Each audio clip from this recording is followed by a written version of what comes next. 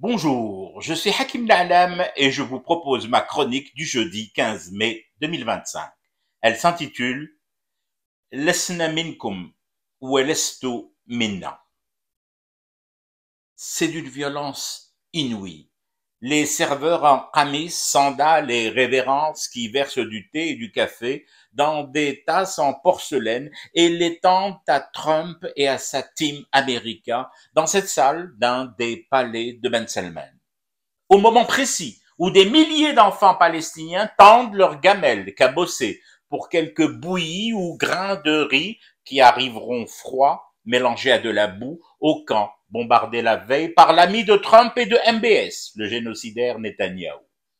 Un seul des lustres surplombant cette noble assemblée des alliés du pétrole et du dollar suffirait à garder en vie tous les enfants de Gaza une journée seulement.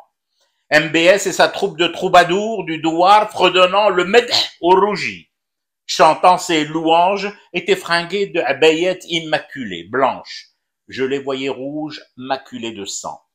La réception de Trump par Ben Salman, ce n'est même plus du contraste, c'est l'insulte, filmée sous toutes les coutures des gosses palestiniens qui arrivent déchiquetés dans les rares hôpitaux de la bande occupée encore debout. Un seul des présents, des cadeaux offerts par MBS à l'agent immobilier à la tête des États-Unis pourrait équiper en prothèse des centaines d'enfants amputés par la civilisation sioniste et son armée la plus exemplaire du monde, de ce monde des Donald et des Mohammedans turbanés et drapés des linceuls razaouis. Et me vient alors de manière irrépressible cette expression en arabe, comme une dague, un poignard qui me taillade les flancs en rappel tranchant. Lesna minkum, wa lestu minna. Qu'ai-je à voir avec ce type d'aréopage vampire qui festoie et signe à tour de bras des chèques, se congratule leurs nombrils respectifs et non respectables?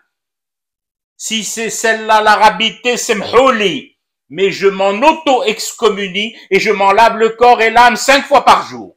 Le 6e jour promis, je me convertis au rite païen, me confesse au diable, tout en m'excusant de l'avoir un jour comparé à Trump et à MBS et à Netanyahou.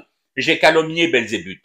Et il me faut vite faire repentance et pénitence, en des mosquées et en des kaabas non encore pensées, imaginées, encore moins construites pour abriter et guérir les corps errants et les âmes criant vengeance des enfants de Palestine. Je fume du thé et je reste éveillé. Le cauchemar en ces terres supposées saintes, mais souillées et profanées, continue. C'était Hakim Na'lam, je vous retrouve samedi pour une autre chronique et une autre façon de dire son amour à l'Algérie.